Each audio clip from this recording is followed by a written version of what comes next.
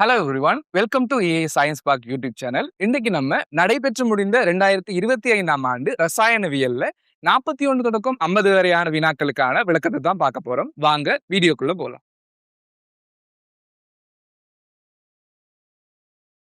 41வது கேள்வியை பார்த்தீங்கன்னா, ஆவர்த்தன அட்டவணையின் 2ஆம் ஆவர்த்தனத்தின் மூலகங்களிடையே நைட்ரஜன், பெர்லியம் ஆகியவற்றின் இலத்திரன் பெறுகை சக்தி நேர்பெருமானமுடைய என்று சொல்லியிருக்காங்க. முதலாவது கூற்று தந்திருக்காங்க. இதே 2வது கூற்றை பார்த்தீங்கன்னா, அரைவாசிக்கு நிரம்பிய ஓடுகளும் முழுமையாக நிரம்பிய ஓடுகளும் ஏனைய இலத்திரன் நிலையப்பையும் பார்க்க உறுதிப்பாட்டினையுடைய 2 கூற்றுங்களை தந்திருக்காங்க. இப்ப அவங்க தந்த 2 உதாரணங்களையும் வச்சு பார்த்தோம்னா, ஒன்று வந்து நைட்ரஜனும், அடுத்தது வந்து பெர்லியமும் தந்திருக்காங்க. இதுக்கு முதல் வந்து நமக்கு இலத்திரனை வந்து நம்ம பெறக்குள்ள சக்தியை உறிஞ்சுமா வெளியிடுமான்றதை எப்படி நம்மளால கொஞ்சம் கொஞ்சம் உயிர்த்தறியக்கூடிய மாதிரி இருக்குமெண்டா, எப்பயுமே வந்து பாத்தீங்கன்னா இப்ப நைட்ரஜன் இந்த பெர்லியத்துல கடைசி இத வலுவளவை பாத்தீங்கன்னா இங்க வந்து 2p3 என்ன செஞ்சிருக்காங்க, தந்திருக்காங்க. இதே இந்த 2p3க்கு வந்து நம்ம ஓட்டுல கீரை வெளிக்கிட்டோம்டா என்னென்னு வரப்போகுது, இப்படி ஒரு கட்டமைப்புலாம் வரப்போகுது. அதே மாதிரி பெர்லியத்துக்கு வந்து பார்க்க போனீங்கன்னா இந்த இடத்துல வந்து இப்படியான கட்டமைப்புலாம் என்ன செய்ய போகுது, இலத்திரம் வந்து அமையப்பட்டு காணப்படும். இங்க வந்து 2p3 என்றக்குள்ள இது வந்து என்ன நிலையில இருக்க போகுது, ஒரு அரை நிரம்பிய என்னது ஓட்டுல நிலைமையில என்ன செய்ய போகுது, உப ஓட்டுல இருக்க போகுது. அதே மாதிரி இங்க பெர்லியம் வந்து 2s2 இருக்குது. அதே மாதிரி என்ன நிலை, அதுவும் அதுவும் வந்து என்னது ஒரு முற்றான நிரம்பிய நிலையில என்ன செய்ய போகுது, இருக்க போறதுனால இவங்க 2 பேருக்குமே வந்து எக்ஸ்ட்ராவா ஒரு இலத்திரன் ஆட் பண்ண போறோம்டா. இப்போ உதாரணத்துக்கு நைட்ரஜனுக்கு ஆட் பண்ண போனோம்னா இந்த இடத்துல வந்து என்ன செய்ய போகுது, புதுசா இன்னொரு இலத்திரன் வந்து சேரப்போகுது. ஆனா நமக்கு தெரியும் இந்த நிலையை விட அது வந்து என்னது பகுதியாக நிரம்பிய நிலையில் இருக்கிற நிலை எப்படி இருக்கும், ரொம்ப உறுதியான நிலையா இருக்கும்ன்றதால இந்த நிலைக்கு போறதுக்கு என்ன செய்யாது, நைட்ரஜன் வந்து விரும்பாது. அப்ப அதனால நான் திருப்பி ஒரு இலத்திரனை சேர்க்கணுமெண்டா நான் என்ன செய்யணுமெண்டா வெளியில இருந்து சக்தியை என்ன செய்ய வேண்டியிருக்கும், கொடுக்க வேண்டியிருக்கும். இதே வந்து பெர்லியத்துக்கு வந்து அதே மாதிரி தான், என்னது இதை விட்டு எக்ஸ்ட்ராவா 2p வந்து என்ன செய்யுது, ஒரு இலத்திரன் வந்து இந்த இடத்துல வர வேண்டிய தேவை இருக்கும். அப்ப அதையும் வந்து என்ன செய்யாது, ஒரு உறுதியற்ற தன்மைன்றதால அதையும் விரும்பாதன்றதால இந்த 2 சந்தர்ப்பத்திலையும் பார்த்தோம்னா என்ன செய்ய வேண்டியிருக்கும், இலத்திரனுக்கு வந்து சேர்க்கக்குள்ள நம்ம சக்தியை வந்து கொடுக்க வேண்டியிருக்கும். ஆனா சில மூலகங்களுக்கு பாத்தீங்கன்னா, இப்ப உதாரணத்துக்கு வந்து 17ஆம் கூட்டம் அப்படியான மூலகங்களை பாத்தீங்கன்னா இங்க வந்து என்ன இருக்க போகுதுன்னா கடைசியில வந்து 2p5 இங்க வந்து என்னது, இது வந்து புளோரின் அப்படியானதை வந்து எடுத்தோம்னா 2p5 அப்படி என்ன செய்ய போகுது, இருக்க போகுது. இப்ப இந்த 2p5க்கு வந்து பாத்தீங்கன்னா இந்த இடத்துல வந்து மொத்தம் 5 இருக்குதுண்டா, இந்த இடத்துல இவர் இவ்வளவு நிரம்பி இங்க வந்து என்ன நடக்க போகுதுண்டா, இன்னொரு ஆள் வந்து நிரம்ப இயலாத நிலைக்கு வந்து என்ன செய்ய போகுது, காணப்பட போகுது. அதாவது இந்த இடத்துல இவ்வளவு வரைக்கும் நிரம்பித்தாங்க, இன்னும் ஒரு ஆள் வந்து இரண்டா இவர் என்ன செய்யும், 2p6 ஆகிற நிலைக்கு என்ன செஞ்சிடும், வந்துடக்கூடிய மாதிரி இருக்கு. அப்ப இங்க வந்து ஒரு ஆளை வந்து நீங்க இன்னொரு ஆளை ஆட் பண்ணி இவரை 6 மாத்துனீங்கடா, இது வந்து என்ன நிலைக்கு வரப்போகுது, ஒரு உறுதியான நிலைக்கு என்ன செய்ய போகுது, இந்த 2p6 என்ற நிலைக்கு வரதுனால இந்த கூட்ட மூலகங்களை பொறுத்த வரைக்கும் என்ன செய்யலாம், நம்மளால நிலத்திறனை வந்து கொடுக்கக்குள்ள அவர் உறுதிநிலையை அடைகிறதால சக்தியை வந்து என்ன செய்யும், வெளியேற்றக்கூடிய மாதிரி இருக்கு. அப்ப அதை அடிப்படையா வச்சுக்கொண்டு இந்த முதலாவது கூற்றுல வந்து ஆவர்த்தன அட்டவணை 2ஆம் ஆவர்த்தனத்துல வந்து நைட்ரஜனும் பெர்லியம் வந்து இலத்திரன் பெருகை சக்தி நேர்பெருமானம் என்ற கூற்று என்னவா இருக்க போகுது, சரியான கூற்றா இருக்க போகுது. இதே 2வது கூற்றை பாத்தீங்கன்னா, அரைவாசிக்கு நிரம்பிய ஓடுகளும் முழுமையாக நிரம்பிய ஓடுகளும் ஏனைய இலத்திரன் நிலையத்திலும் பார்க்க உறுதிப்பாட்டினை உடைய. இதுல வந்து என்ன பிரச்சனைண்டா, உப ஓடுன்ற எந்த இடத்துலயுமே என்ன செய்யல, மென்ஷன் பண்ணப்படல. இந்த இடத்துல வந்து இவங்கெல்லாம் யாரு, இவர் ஒரு உப ஓடு, இவர் வந்து உப ஓடு சும்மா நிரம்பிய ஓடு என்றா அதை யாரு வேணாலும் நம்ம என்ன செய்யலாம், எடுத்துக்கொள்ளலாம் என்றதால அந்த கூற்றை என்ன செய்யலாது, நம்மளால அக்செப்ட் பண்ணிடலாது. ஆகவே முதலாவது கூற்று சரி, 2வது கூற்று பிழைன்றதால இந்த 41வது கேள்விக்கு வந்து 3வது ஆன்சரா இருக்கு.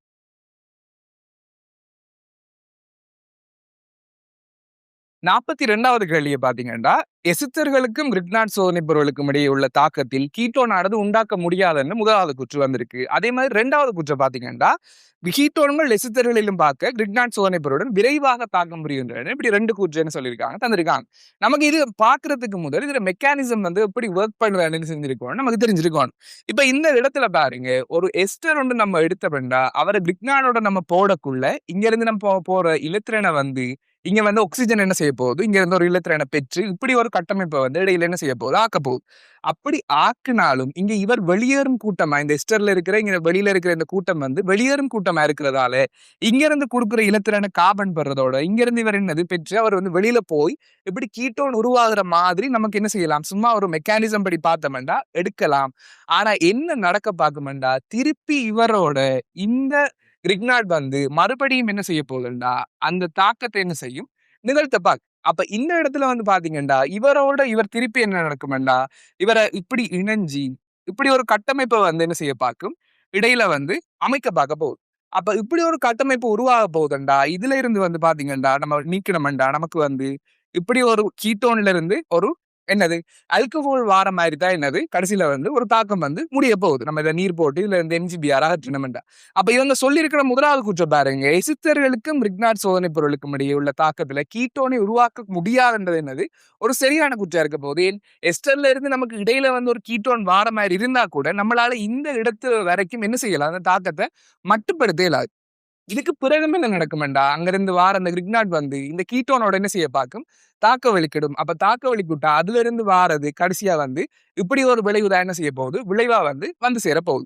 ஆகவே முதலாவது குற்றம் என்னவா இருக்க போகுது, சரியா இருக்க போகுது. இரண்டாவது குற்றம் பாருங்க என்ன சொல்லியிருக்காங்க, கீட்டோன்கள் வந்து எசித்தரலிலும் பார்க்க கிரிக்னாட் சோதனை விரைவாக தாக்கம் புரிகின்ற அந்த கூற்றம் என்னது சரியா இருக்க போகுது.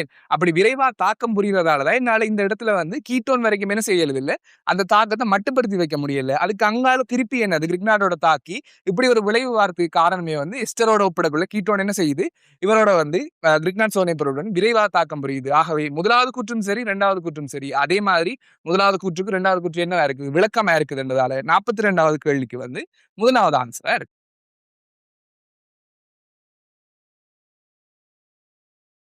43வது கேள்வியை பாத்தீங்கன்னா, ஒரு வெற்றிடமாக்கிய விரைத்த மூடிய கொள்கலத்துல வந்து நீர் 100 பாய்சியிலும் பார்க்க குறைந்த வெப்பநிலையில் கொதிக்கின்றது முதலாவது கூற்று வந்திருக்கு.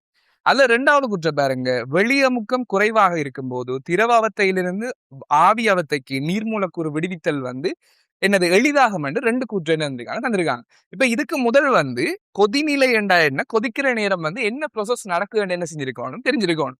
இப்ப இங்க பாருங்க, ஒரு மூடியதா இருந்தாலும் சரி, திறந்ததா இருந்தாலும் சரி, நமக்கு வந்து இங்க ஒரு கொதிக்குது, அதாவது ஒரு திரவம் வந்து கொதிக்க ஸ்டார்ட் பண்ணுதுன்னா அவர் வெளி அமுக்கம் வெளியில வந்து வெளி அமுக்கம் வந்து எவ்வளவா இருக்குதோ அந்த வெளி அமுக்கத்துக்கு சமனான அளவு இங்க இருந்து திரவ அவத்தையிலிருந்து வாயு அவத்தைக்கு போய் அங்க உருவாகிற அந்த என்னது வாயுக்களால வார அந்த அமுக்கம் வந்து வெளி அமுக்கத்துக்கு எப்ப சமனா இருக்குதோ அந்த நேரம் தான் என்ன நடக்க பார்க்கும் மேடம், திரவம் வந்து என்ன செய்ய பார்க்கும், கொதிக்க ஆரம்பிக்க போகுது. அப்ப இந்த இடத்துல வந்து இவங்க சொல்லியிருக்கிறத படி ஒரு வெற்றிடமாக்கியப்பட்ட என்னது விரைத்த கொள்கலன்டா கூட அவங்க வந்து என்ன சொல்லலண்டா, வெளியில எவ்வளவு வெளி அமுக்கம் இருக்கும்ன்றதை என்ன செய்யல அவங்க வந்து மென்ஷன் பண்ணல. இப்ப உதாரணத்துக்கு சும்மா சொல்ல போனோம்டா, நீர் கொதிக்கிறது, தூய நீர்ல வந்து கொதிநீர்ல 100 பாய்ச்சி என்று கதைக்கிறோம்டா, கண்டிப்பா அவருக்கு வெளி அமுக்கம் என்னட்டு காய்ச்சிருக்கணும். வெளி அமுக்கம் ஒரு ஏடிஎம் இருக்கக்குள்ளதான் நீருக்கு என்ன வரப்போகுது, 100 பாய்ச்சியா தூய நீர்ல என்ன செய்ய போகுது இருக்க போகுது. அப்ப இங்க வெளியில ஒரு அமுக்கம் ஒரு ஏடிஎம் அமுக்கம் இருக்கக்குள்ள இங்க வந்து வார இந்த என்னது திரவத்தையில இருந்து வாயு அவத்தைக்கு போற இந்த வாயு மூலக்கூறுகளால இதுக்குள்ள வந்து ஒரு ஏடிஎம் அமுக்கம் உருவாகக்குள்ளதான் அந்த இடத்துல என்ன நடக்க பார்க்கும், கொதிக்க ஆரம்பிக்க போகுது. அந்த நீரா இருந்தா நீர் என்ன செய்ய போகுது, கொதிக்க ஆரம்பிக்க போகுது.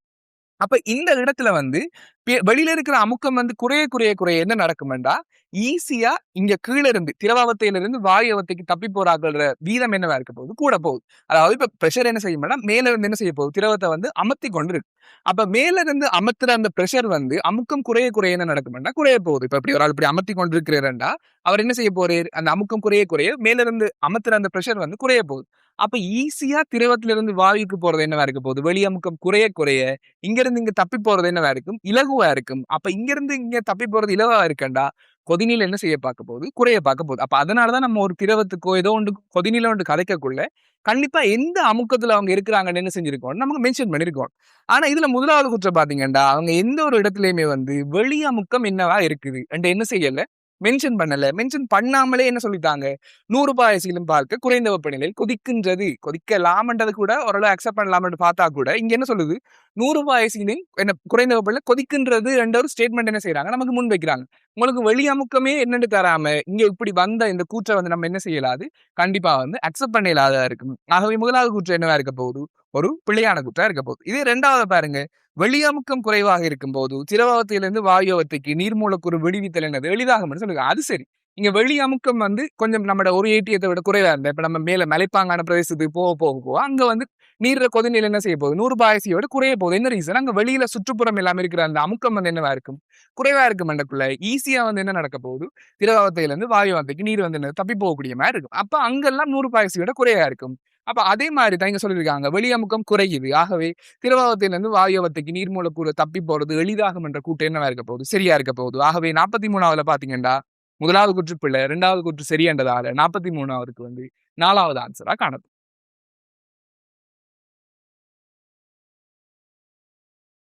44வது கேள்விய பார்த்தீங்கன்னா, H2O, H2S, H2SC ஆகியவற்றின் பிணைப்பு கோணங்கள் என்று போட்டு என்ன தந்திருக்காங்கன்னா, இப்ப H2O விட வந்து இவருக்கு வந்து என்னது H2S விட இவருக்கு கூட, இவரை விட இவருக்கு கூடன்னு சொல்லியிருக்காங்க. 3 கட்டமைப்புகள் வந்து இது வந்து லூயிஸ் கட்டமைப்பு நான் சொல்லியிருக்கேன். அவங்க வந்து நார்மலா H2O, H2S, H2SC என்று சொல்லியிருக்காங்க. பிணைப்பு கோணம் குறைகிற மாதிரி வரிசையில் குறைகின்றன முதலாவது கூற்று தந்திருக்காங்க. இதே 2வது கூற்று பார்த்தீங்கன்னா, H2O, H2S, H2SC ஆகியவற்றின் மத்திய அணுவின் மின்னழுத்தன்மை வந்து அதே ஓர்டர்ல ஆக்ஸிஜன், சல்பர் இங்கால என்னது SC என்ற ஓர்டர்ல வந்து என்ன செஞ்சு கொண்டு வருது? குறைஞ்சு கொண்டு வருது என்ற மாதிரி என்ன சொல்லியிருக்காங்க. இப்ப இப்படி இந்த ஓர்டர்ல வந்து குறைஞ்சு கொண்டு வர மாதிரி என்ன செஞ்சிருக்காங்க? மின்னழுத்தன்மை ஓர்டர் வந்து 2வது கூற்று தந்திருக்காங்க. இப்ப இதுல வந்து பிணைப்பு கோணத்தை இந்த 3 ஆட்களுக்கு நீங்க ஒப்பிட போறீங்கன்னா, அதுக்கு முதல் வந்து உங்களுக்கு தெரிஞ்சிருக்கணும். எப்படி இந்த பிணைப்பு கோணங்கள் வந்து தீர்மானிக்கப்படுகிறது. இப்ப இங்க வந்து பாத்தீங்கன்னா, மையத்துல இருக்கிற ஆள் தான் இந்த பிணைப்பு கோணத்தை டிசைட் பண்றதுல மிகப்பெரிய பங்கு என்ன செய்ய போறீர்? வைக்க போறீர். இப்ப மையத்துல இருக்கிற ஆள் என்ன செய்வீரண்டா, இப்ப இவரோட பாத்தீங்கன்னா, ஹைட்ரஜனோட ஒப்பிடக்குள்ள ஆக்ஸிஜன் வந்து எப்படிப்பட்டால் மின்னழுத்தன்மை வந்து கூடுநாள். அப்ப கூடுநாள் என்னக்குள்ள இவர்ல வார இந்த பங்கிட்டு வெளிப்பிணைப்புல வந்து யார பக்கம் இலத்திரன் வந்து கூட இழுக்கப்பட பார்க்குமெண்டா ஆக்சிஜன் இருக்கிற பக்கம் தான் என்ன செய்ய போகுது, இலத்திரன் வந்து அதிகமா என்ன செய்ய பார்க்கும், இழுக்கப்பட பார்க்கும். அப்ப ஹைட்ரஜனோட ஒப்பிடக்குள்ள ஆக்சிஜன் பக்கம் தான் இலத்திரன் என்ன செய்ய போகுது, கூட வாணிக்க போகுது. அப்ப இந்த இடத்துல இந்த மையத்துல வந்து இலத்திரன் வந்து சேர சேர நமக்கு தெரியும் இலத்திரன் வந்து ஒத்த ஏற்றங்களை கொண்டது ஒன்றொன்று என்ன செய்ய பார்க்கும், தள்ள பார்க்கும். அப்ப இந்த இடத்துல வந்து கிட்ட இருக்கக்குள்ள ஒவ்வாத ஏற்றம் தான் என்ன செய்யும், கவரும். ஒத்த ஏற்றம் என்ன செய்ய போகுது, தள்ள போகுது. அப்ப ஒன்று தள்ளப்படுதுண்டா எவ்வளவுத்துக்கு எவ்வளவு அந்த கிட்ட நெருங்குறாங்களோ அவ்வளவுத்துக்கு எவ்வளவு என்ன செய்யும், ஒன்று விலத்தி என்ன செய்யும், தள்ள பார்க்கும். அப்ப தள்ள பார்க்குதுன்றக்குள்ள இவங்க 2 பேருக்குள்ளேயும் என்ன வரப்போகுது, ஒரு என்னது பிணைப்பு கோணம்ன்றது என்ன செய்ய போகுது, உருவாக போகுது. அப்ப இவங்கள இப்படியே 3 பேரோட ஒப்பிடிக்கண்டா இப்போ ஆக்சிஜனை விட சல்பர் என்ன செய்ய போகுது, கொஞ்சம் குறைவா தான் என்ன செய்ய போறேன், அந்த மையத்தை நோக்கி இழுக்கிறது வந்து குறைவா இருக்கு. அப்ப அவங்களோட இலத்திரன் வந்து கொஞ்சம் தள்ளி தள்ளி நிக்குதுண்டா அவங்களுக்குள்ள தள்ளுகை என்னவா இருக்க போகுது, குறைவா இருக்க போகுது. அப்ப அதால என்ன நடக்கும், இங்க வந்து பிணைப்பு கோணம் வந்து குறைய பார்க்க நமக்கு ஆல்ரெடி தெரியும். நம்ம என்னது டேபிள் அந்த என்னது ஆவர்த்தன அட்டவணை எடுத்தீங்கன்னா இடமிருந்து வலமா போக்குள்ள என்ன செஞ்சு கொண்டு போகும், மின்னழுத்தன்மை வந்து கூடிக்கொண்டு போகும். அதே மாதிரி கூட்டத்தின் வெளியே மேலிருந்து கீழா போக்குள்ள என்ன செய்ய போகுது, மின்னழுத்தன்மை வந்து குறைஞ்சு கொண்டு போகும். அப்ப இங்க வந்து பாத்தீங்கன்னா இது அவ்வளவுமே வந்து ஒரே கூட்ட மூலகங்கள் மேல இருந்து கீழே போக்குள்ள என்ன செஞ்சு கொண்டு போகுது, மின்னழுத்தன்மை வந்து குறைஞ்சு கொண்டு போக என்ன செஞ்சிருக்கணும், தெரிஞ்சிருக்கணும். அப்ப இந்த இடத்துல ஆக்சிஜனோட ஒப்பிடக்குள்ள சல்பருக்கு வந்து என்னது மின்னழுத்தன்மை குறைய, அவரோட ஒப்பிடக்குள்ள இசிக்கு வந்து என்னவா இருக்க போகுது, மின்னழுத்தன்மை குறைஞ்சாலதான் இருக்க போகுது. அப்ப இங்க மையத்தை நோக்கி இழுக்கிற இந்த வீதம் வந்து என்ன செஞ்சு கொண்டு போகும், குறைஞ்சு கொண்டு போகுது. மையத்தை நோக்கி இழுத்தா தான் அந்த இருக்கிற பக்கத்துல வார இலத்திரன் என்ன செய்ய போகுது, ஒன்று தள்ளி பிணைப்பு கோணம் என்ன செய்ய போகுது, நல்லா விரிய போகுது. அப்ப இவரோட ஒப்பிடக்குள்ள இவர் குறைவா இழுப்பேர், இவரோட ஒப்பிடக்குள்ள மையத்தை நோக்கி இவர் என்ன செய்ய போறேன், குறைவா இழுக்க போறேன்.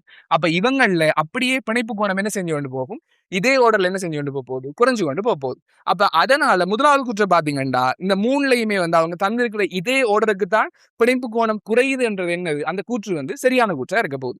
இதே 2வது கூற்றை பாருங்க, அந்த ஓர்டர்ல வந்து மத்திய அணுவோட மின்னழுத்தன்மை வந்து இந்த ஓர்டர்ல தான் குறையும் என்ன செஞ்சிருக்காங்க, 2வது கூற்று தந்திருக்காங்க. அந்த கூற்றும் சரி. அந்த கூற்றை வந்து பாத்தீங்கன்னா என்னது உண்மையாவே இந்த இடத்துல வந்து என்ன குறையறதுக்கு ரீசனே வந்து இந்த மத்திய அணுவுல இருக்கிற அந்த ஒவ்வொரு ஆக்களோட மின்னழுத்தன்மை குறைகிறதால என்ன நடக்குது, மையத்தை நோக்கி வந்து இலத்திரன் இழுக்கிறது வந்து குறைஞ்சி பிணைப்பு கோணம் என்ன செஞ்சு கொண்டு வருது, குறைஞ்சு கொண்டு வருது. அப்ப அதால இந்த கூற்றை வந்து விளக்கப்படுத்துறதுக்கு அந்த 2வது கூற்று என்னவா இருக்குது, சரியா இருக்குது. ஆகவே முதலாவது கூற்றும் சரி, 2வது கூற்றும் சரி. அது இதுக்கு விளக்கமாகவும் அமையுதுன்றதால 44வது கேள்விக்கு வந்து முதலாவது ஆன்சரா இருக்கு.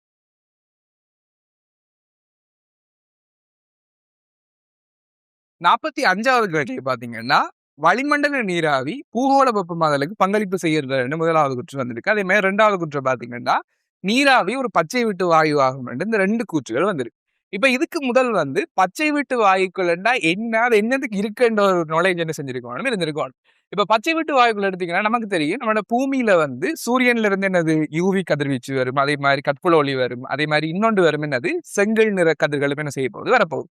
இது அவ்வளவுலயுமே வந்து ஹீட்டுக்கு முக்கியமா பொறுப்பான ஒரு ஆள் யாருன்னு பாத்தீங்கன்னா செந்நிற கீழ் கதிர்கள் தான் என்னது ஹீட்டுக்கு வந்து பிரதான பங்கு வகிக்கிற ஆளா இருக்க போறீங்க. இப்ப என்ன நடக்கும் மேடம், நம்ம பூமியில வந்து இந்த பச்சை விட்டு வாயுக்குள்ள என்னத்துக்கு இருக்குதுண்டா அவங்க வந்து இப்படி வார செந்நீர் கதிர்கள் இருந்து வார கதிர்கள்ல இருந்து வெப்பத்தை வந்து தனக்குள்ள வந்து என்ன செஞ்சு வச்சிருப்பாங்கன்னா உறிஞ்சி வச்சு கொள்வாங்க. அப்ப உறிஞ்சி வச்சுக்கொள்றதோட அவங்க என்ன செய்வாங்கண்டா, அந்த வெப்பத்த வந்து திருப்பி என்ன செய்வாங்க, காதல் பண்ணக்கூடிய ஆட்கள் என்ன செய்ய போறாங்க, இருக்க போறாங்க. ஏனென்றா, இதால தான் வந்து நம்மட பூமி வந்து ஓரளவு வந்து மனித வாழ்க்கைக்கு ஏத்த மாதிரி, இல்லாட்டி உயிர்கள் வாழ்றதுக்கு ஏத்த மாதிரியான ஹீட்ட தரக்கூடிய இடமா என்ன செய்யுது இருக்குது. இப்ப அவங்க இல்லன்னா என்ன நடக்குமெண்டா, வெப்பநிலை வந்து இப்ப இருக்கிறத விட சடுதியா என்னது ஆல்மோஸ்ட் வந்து 20 பாய்சிக்கு விட கீழ என்ன செய்யுது போறதுக்கு வந்து சான்சஸ் இருக்கு. அப்ப இந்த பச்சை வீட்டு வாயுக்கள்ன்றது நம்மட பூமிக்கு வந்து மிகவும் முக்கியமான ஒரு ஆட்களா இருக்காங்க. என்னத்துக்காக? நம்மட பூமி வெப்பநிலையை வந்து ஓரளவு என்னது பேணக்கூடிய ஆட்களா. அப்ப இந்த பச்சை வீட்டு வாயுக்களுக்கு வரணுமெண்டா, அவங்களுக்கு குறிப்பிட்ட ஒரு கொஞ்சம் நிபந்தனைகள் என்ன செஞ்சிருக்கணும், அவங்க வந்து பூர்த்தி செய்யக்கூடிய ஆட்களா இருக்கணும். இப்ப என்ன நடக்கணுமெண்டா, அவங்க வந்து செந்நீர்க்கதிர்கள்ல இருந்து வார வெப்பத்தை என்ன செஞ்சு கொள்ளக்கூடிய மாரி இருக்கணும். தங்களுக்குள்ள உறிஞ்சி வச்சு கொள்ளக்கூடிய ஆட்களா இருக்கிறது முதலாவது நிபந்தனையா இருக்கு. 2வதா என்ன இருக்குதுன்னு பாத்தீங்கன்னா, அவங்க வளிமண்டலத்துல மிக நீண்ட காலம் இருக்கக்கூடிய ஆட்களா இருக்கணும்.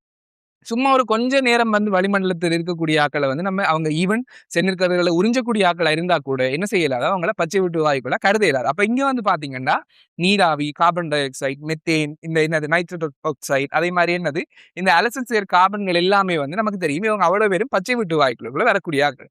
இவங்க வந்து செந்நீர் கதிர்களை வந்து இந்த SO2, NO2, NO, CO ஆக்களும் வந்து செந்நீர் கதிர்களை உறிஞ்சக்கூடிய தன்மை இருந்தா கூட இவங்க வந்து வளிமண்டலத்துல நீண்ட காலம் என்ன செய்யலாது, அவங்களால வந்து சர்வைவ் பண்ணலாம் போகும். அப்ப அதால வந்து இவங்க எல்லாம் என்னது பச்சை வீட்டு வாயுக்களுக்குள்ள இன்க்ளூட் பண்ண இயலாத ஆக்கள். அதே மாதிரி இன்னும் கொஞ்சம் பேர் இருக்காங்க சம ஓரினமாக்கள். அதாவது என்னன்னா இப்ப N2, O2 அது மாதிரி இப்ப இவங்க இப்படி என்னது சமனான ஒரே அணுக்கள் வார இந்த வாயுக்களும் தனியா வார தனி அணு கொண்ட வாயு பாகன் மாதிரி தனியான அணு கொண்ட வாயுக்கள் இந்த இவ்வளவு பேரும் என்ன செய்யலாது பச்சை வீட்டு வாயுக்களுக்குள்ள இன்க்ளூட் ஆகாத ஆக்கள் அவங்க என்ன செய்ய போறாங்க, இருக்க போறாங்க.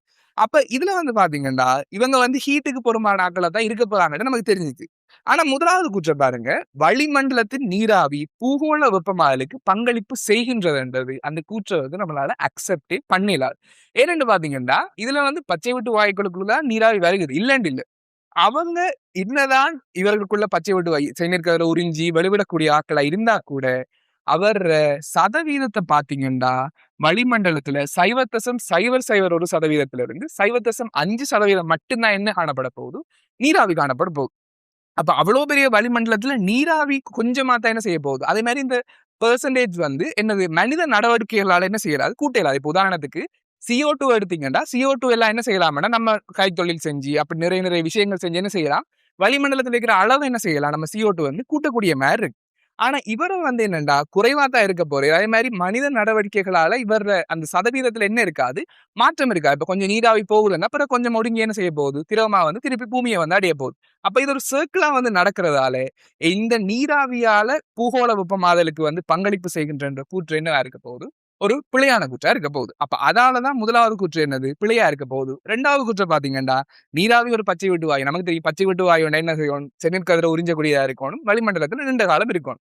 அப்ப இங்க வந்து பாத்தீங்கன்னா அந்த 2 நிபந்தனையுமே இவர் வந்து என்ன செய்யுது, பூர்த்தி செய்யுது. ஆகவே நீராவி என்னது ஒரு பச்சை வீட்டு வாயுவா இருக்க போகுது. ஆகவே 45வது கேள்வியில வந்து முதலாவது கூற்று என்னவா இருக்க போகுது, பிழையா இருக்க போகுது. 2வது கூற்று சரி என்றதால 45வதுக்கு வந்து விட 4வதா இருக்கு.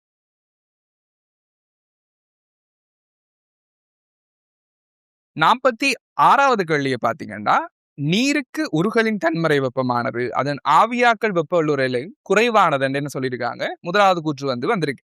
அதே மாதிரி 2வது கூற்றை பாத்தீங்கன்னா, ஆவியாக்களுடன் ஒப்பிடுகையில் உருகலின் போது நீர் மூலக்கூறுகள் கூடுதலான தூரத்துக்கு விலகி செல்கின்றன. இப்படி 2 கூற்று தந்திருக்காங்க. இப்ப இதுல வந்து பாத்தீங்கன்னா, ஆவியாக்கல் என்ற என்ன என்னது உருகல் என்றா என்னன்னு பாத்தீங்கன்னா, உருகல் என்ன நமக்கு தெரியும் என்னது, இந்த அவத்தை மாற்றத்துல திண்மத்தில இருந்து திரவத்துக்கு என்ன செய்யணும், அந்த மூலக்கூறுகள் வந்து டிராவல் ஆகக்கூடிய மாதிரி இருக்கு. இதைத்தான் நம்ம என்னன்னு சொல்ல போறோம், உருகல் என்று சொல்ல போறோம். திரவத்தில இருந்து வாயுவை நோக்கி போறது தான் என்னன்னு சொல்ல போறோம், ஆவியாதல்னு சொல்ல போறோம். அப்ப இப்படி நடக்கக்குள்ள இந்த நடக்கிற ப்ரோசஸ்ல வந்து எந்த அளவு வெப்பம் வெளியிடப்படுகிறது என்றதை நம்ம குறிக்கிறத என்ன பாவிப்போம், உருகல்ற தன்முறை வெப்பம். அதே மாதிரி என்னது ஆவியாதல் வெப்பம் வெளியேறதோ இல்லாட்டி உறிஞ்சப்படுதோ அதை அடிப்படையாக வச்சுதான் என்னது இந்த திரவத்துல ஆவியாதல் வெப்ப உள்ளுரையும் காய்ப்போம். அதே மாதிரி என்னது உருகல்ற வெப்ப உள்ளுரையும் 2 வெப்ப உள்ளுரையும் காய்க்க போறோம்.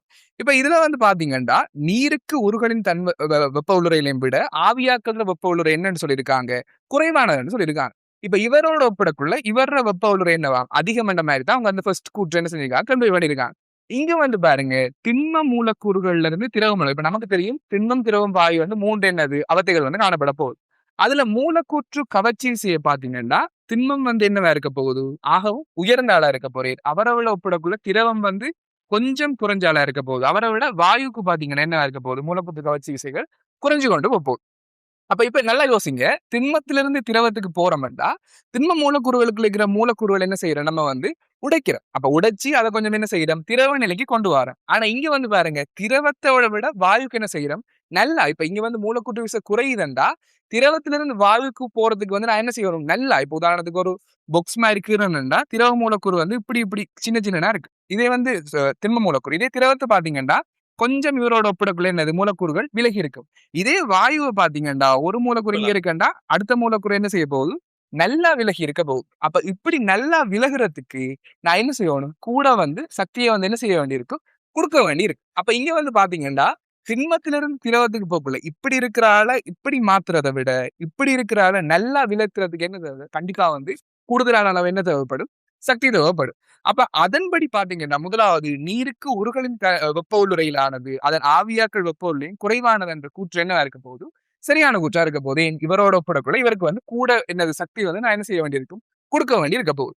அதே 2வது கூற்ற பாத்தீங்கன்னா, ஆவியாக்கலுடன் ஒப்பிடுகையில் உருகலின் போது நீர் மூலக்கூறுகள் கூடுதலான அளவுக்கு விலகிச் செல்கின்றன. நமக்கு தெரியும் ஆவியாக்கல்ல தான் என்ன நடக்குது? திரவத்துல இருந்து வாயுக்கு போக்குள்ள மூலக்கூறுகள் என்ன செய்யுது? நல்லா விலகி போகுது. ஆனா அவங்க என்ன சொல்லியிருக்காங்கண்டா, இங்க இருந்து இங்க போக்குள்ளதான் நல்லா விலகி போகுதாம். யாரோ இவரோட ஒப்பிடக்குள்ள. அந்த கூற்று என்னவா இருக்க போகுது? உண்மையா அப்படியா இருக்க போகுது? இங்க வந்து மூலக்கூற்று கவர்ச்சி விசை எப்படி போகுதுன்னா, திண்மத்துல இருந்து திரவத்துக்கு போறதுக்கு விட, திரவத்துல இருந்து வாயுக்கு தான் மூலக்கூறு நான் என்ன செய்யணும்? ஒண்ணுல இருந்து ஒண்ணு நல்லா என்ன செஞ்சு போகணும்? தள்ளி போகணும். ஆனா இவங்க என்ன சொல்லியிருக்காங்கண்டா, ஆவியாக்களுடன் ஒப்பிடுகையில வந்து உருகலின் போது நீர் மூலக்கூறு வந்து கூடுதலான தூரத்துக்கு வந்து விலகி செல்கின்ற அந்த கூற்று என்னவா இருக்க போகுது? ஒரு பிழையான கூற்றா இருக்க போகுது. ஆகவே 46வதுல வந்து 1வது கூற்று சரி, 2வது கூற்று பிழைன்றதால 46வதுக்கு 3வது ஆன்சரா இருக்கு.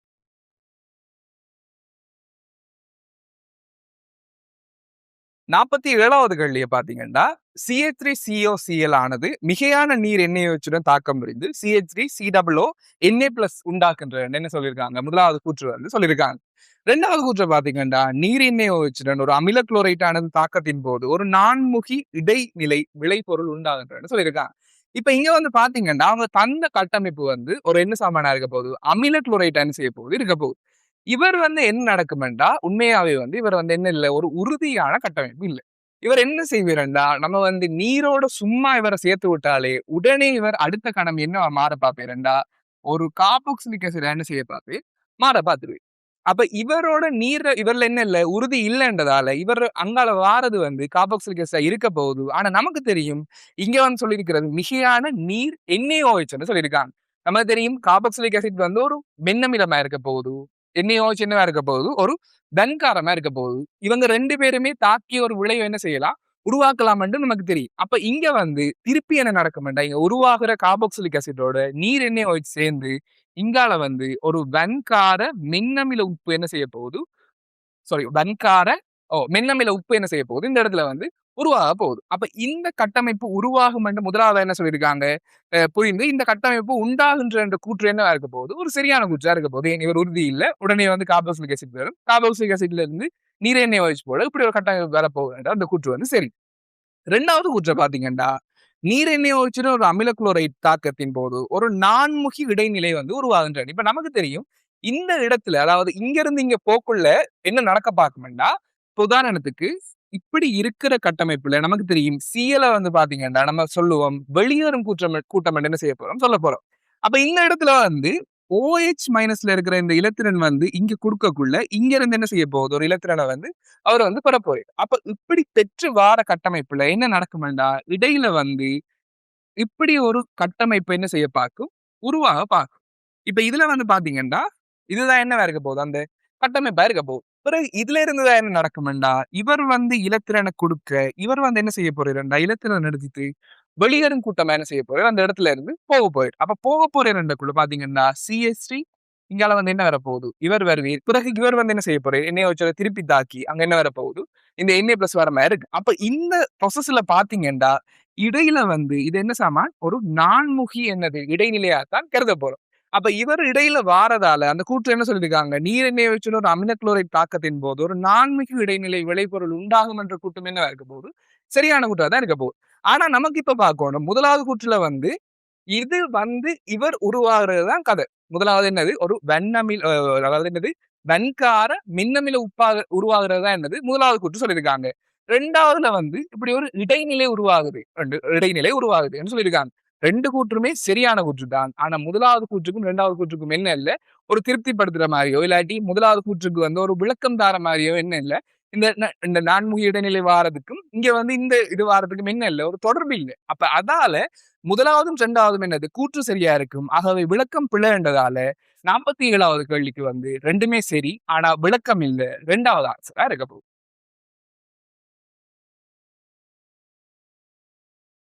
48வது கேள்விய பார்த்தீங்கன்னா, இதுல வந்து முதலாவது கூற்று சொல்லியிருக்காங்க. pH சமன் 5ல் COOH ட்வைஸ் சொலிடின் கரைதிறன் pH சமன் 10ல் உள்ள கரைதிறனிலும் உயர்ந்தது என்ற ஒரு கூற்று வந்து முதலாவது சொல்லியிருக்காங்க.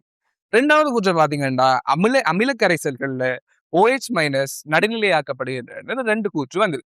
இப்ப வந்து பாத்தீங்கன்னா நமக்கு தெரியும் COOH ட்வைஸ் சொலிட வந்து நம்ம நீர்ல கரைச்சோம்னா அதுல இருந்து ஒரு கொஞ்சம் அயன் என்ன செய்ய போகுது Cu2+ ஆகும் அங்க என்ன போக போகுது OH மைனஸ் ஆகும் என்ன செய்ய போகுது நமக்கு திருகி அடையும் என்றது தெரியும்.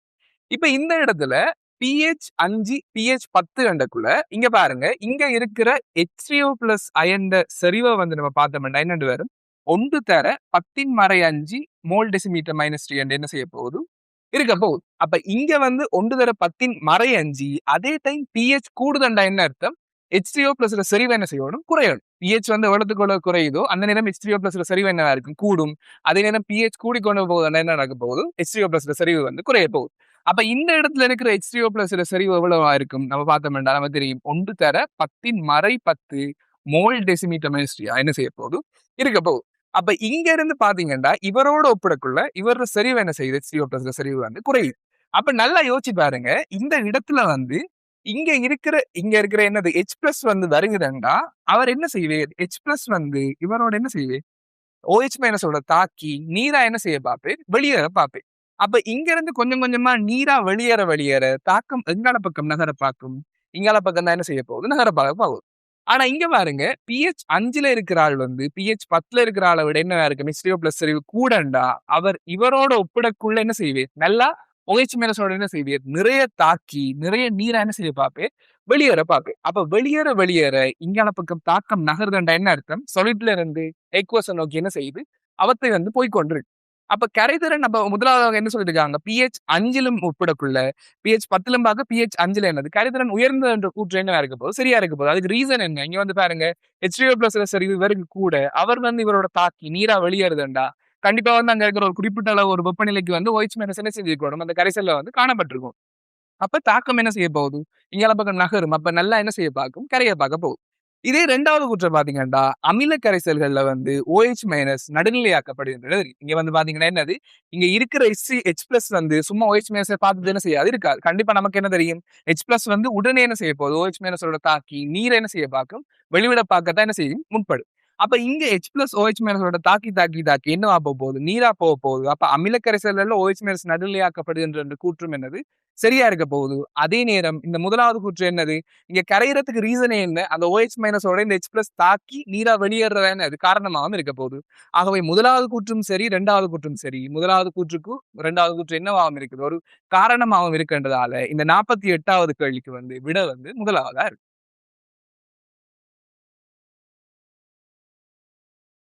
49வது கேள்விய பாத்தீங்கன்னா Na2CO3 கைத்தொழில் ரீதியில் உற்பத்தி செய்கையில் அமோனியாவை பெருக்குதல் கார்பனேற்றுதலுக்கு முன்பாக நடைபெறுகின்ற முதலாவது கூற்று சொல்லியிருக்காங்க.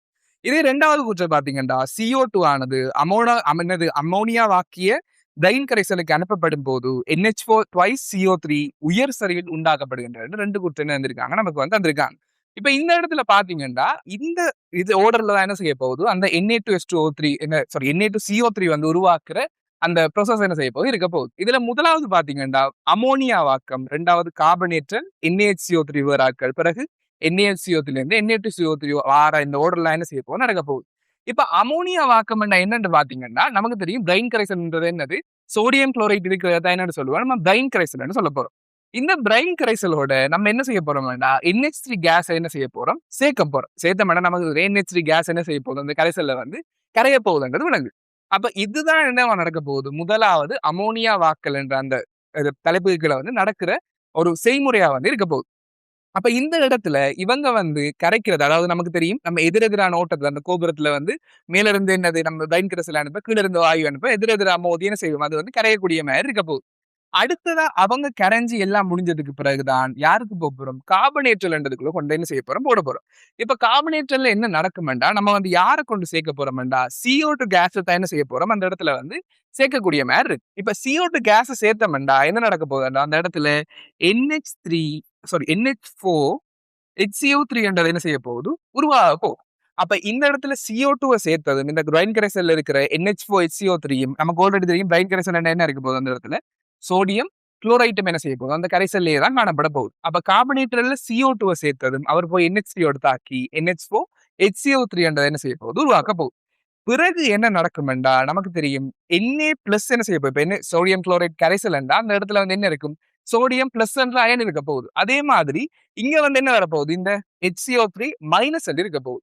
இப்ப இவங்க 2 பேரும் ஒரு கட்டத்துல செறிவு கூட கூட என்ன நடக்கும்டா, NaHCO3 வந்து பளிங்கா என்ன செய்ய பார்ப்பாங்கன்னா, அந்த கரைசல்ல வந்து படிய பார்ப்பாங்க. NaHCO3 வந்து அப்படி ஒரு பளிங்கா என்ன செய்ய பார்க்கும், அந்த இடத்துல வந்து உருவாக பார்க்கும். அதுல பேரை நம்ம என்ன சொல்ல போறோம், NaHCO3 பேராக்கள் என்ன செய்ய போறோம், சொல்ல போறோம்.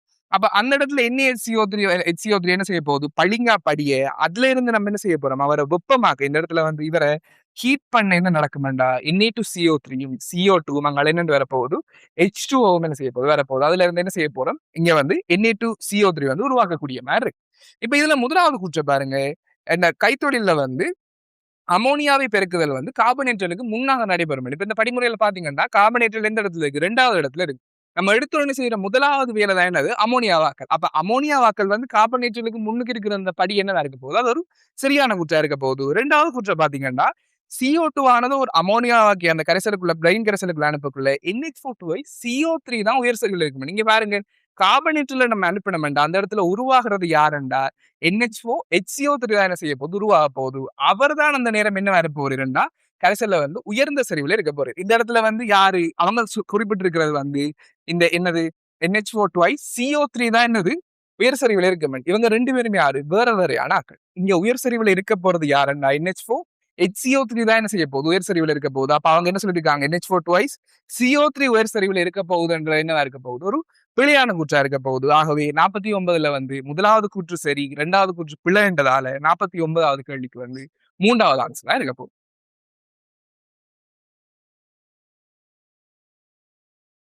50வது கேள்வியை பாத்தீங்கன்னா, அமில ஊடகத்தில் H2O2 ஆனது அதனுடன் தாக்கம் புரியும் இனத்திற்கேற்ப ஒரு ஒக்சியேற்றியாகவும் தாழ்த்தியாகவும் தொழில்படலாம் என்ன செஞ்சிருக்காங்க, முதலாவது கூற்று வந்து தந்திருக்காங்க. இதுல 2வது கூற்று பாத்தீங்கன்னா, ஒட்சிசன் வெளிக்காட்டும் ஒக்சியேற்ற நிலைகள்ல பூச்சியமானது மிகவும் உறுதியானதும் அதிக அளவில் இருப்பதும் என்ன சொல்லிருக்காங்க, தந்திருக்காங்க. இப்ப இதுல வந்து பாத்தீங்கன்னா நமக்கு தெரியும் H2O2 பொறுத்த வரைக்கும் பாத்தீங்கன்னா H2O2 வந்து 2 விதமா என்ன செய்யலாம், தாக்கங்களை வந்து நிகழ்த்தலாம். ஒன்று வந்து என்னது ஒட்சியேற்ற, அடுத்தது என்ன தாழ்த்தல்னு நமக்கு தெரியும். இப்ப இது ஒட்சியேற்றப்படுகுதுண்டா H2O2 என்னது தரப்போகுதுண்டா, O2 வந்து என்ன செய்ய போகுது, தரப்போகுது. இப்ப இந்த இடத்துல வந்து இங்க இருக்கிற ஆக்சிஜன் வந்து -1ல இருந்து இங்க என்ன நடக்க போகுது, பூஜ்ஜியமாக போகுது. அப்ப இந்த இடத்துல -1ல இருந்து பூஜ்ஜியமாகுதுன்னா இது என்ன தாக்கமா இருக்க போகுதுண்டா, ஒட்சியேற்றமா தான் என்ன செய்ய போகுது, காணப்பட போகுது. இப்ப இதே வந்து H2O2 வந்து தாழ்த்தல் அடையணும்டா, அது எப்படி அடையும்டா, H2O2 வந்து என்ன மாற போகுது, H2O மாறும். இங்க வந்து -1ல நமக்கு தெரியும் ஆக்சிஜன்ல வந்து இங்க வந்து H2Oல வந்து -2 இருக்க போகுது. அப்ப இங்க இருந்து பாத்தீங்கன்னா ஆக்சிஜன்ல இருந்து இந்த என்னவா போகுது, தாழ்த்தலா தான் என்ன செய்ய போகுது, இந்த இது வந்து நடைபெற போகுது. அப்ப இங்க வந்து என்னது, இப்படி 2 மாரியும் என்ன நடக்கலாம், தாக்கம் நடக்கலாம் என்றக்குள்ள நமக்கு தெரியும். இது ஒரு அமில ஊடகமா இருந்தாலும் சரி, கார ஊடகமா இருந்தாலும் சரி, H2O2 பொறுத்த வரைக்கும் ஒக்சியேற்றல், தாழ்த்தல் 2மே என்ன நடக்கும், ஒரு நடைபெறதுக்கு சாத்தியமான தாக்கங்களா இருக்குது. அப்ப முதலாவது கூற்று என்ன சொல்லிருக்காங்க, அமில ஊடகத்துல H2O2 ஆனது தாக்கம் புரியும் இடத்துக்கு ஏற்ற ஒக்சியேற்று தாழ்த்தி 2மாவே என்ன செய்யலாம், H2O2 தொழிற்படலாம் என்றால முதலாவது கூற்று என்னவா இருக்க போகுது, சரியானதுதான் இருக்க போகுது. இதே 2வது பாத்தீங்கன்னா ஒக்சிஜன் வெளிக்காட்டும் ஒக்சியேற்ற நிலைகள்ல பூச்சியம் வந்து உறுதி என்று இருக்காங்க. நமக்கு தெரியும் ஆக்சிஜன் வந்து ஒரு மின்னழுத்தமே என்னது, கூடியாள். அப்ப நமக்கு தெரியும் ஒக்சிஜன் வந்து மைனஸ்லயும் வரலாம், பிளஸ்லயும் வரலாம், பூஜ்ஜியமாவும் வரலாம். ஆனா ஆக்சிஜன் வந்து ஒரு மின்னழுத்தன்மை கூடினாள் என்றதால அவர் எப்பயுமே வந்து இலத்திரனை தன்னை பக்கம் என்ன செய்து நல்லா இழுத்து வச்சுக்கொள்ளதான் பார்ப்பேன். அப்ப அதுல வந்து பாத்தீங்கன்னா இருக்கிறதுலேயே வந்து அதிக அளவுலையும் உறுதியாகவும் இருக்கிற ஒரு ஒக்சியேற்ற நிலை ஆக்சிஜனை பொறுத்த வரைக்கும் -2 தான் என்னவா இருக்கும், ஒரு உறுதியானதா இருக்க போது என்ன ரீசன் அவர் வந்து என்னது ஒரு மின்னத்தன்மை கூடுனாலண்டக்குள்ள அந்த -2ல இருக்கிறதா என்ன இருக்க போகுது ஆக்சிஜனை பொறுத்த வரைக்கும் வந்து ஒரு உறுதியானது அதிக அளவில் இருக்கிறதாகவும் காணப்பட போகுது. அப்ப 2வது கூற்று வந்து அவங்க வந்து என்னது ஒக்சிஜன் வந்து 0 தான் உறுதி அதிக அளவில் இருக்கும் என்று சொன்னது என்னவா இருக்க போகுது ஒரு பிழையான கூற்று அக்செப்ட் பண்ண இயலாண்டதால அது வந்து ஒரு பிழையான கூற்று. அப்ப 50வது வந்து 1வது சரி 2வது பிழைன்றதால 50வது கேள்விக்கு பாத்தீங்கன்னா 3வது ஆன்சர். இதுவரைக்கும் 41 தொடக்கம் 50 வரையான வினாக்களுக்கான விளக்கத்தை தான் பார்த்திருக்கோம். இனி தொடர்ந்து வர வீடியோக்களை பார்க்கிறதுக்கு EA சயன்ஸ் பார்க் யூடியூப் சேனலை சப்ஸ்கிரைப் பண்ணுங்க, லைக் பண்ணுங்க, ஃப்ரெண்ட்ஸுக்கு ஷேர் பண்ணுங்க.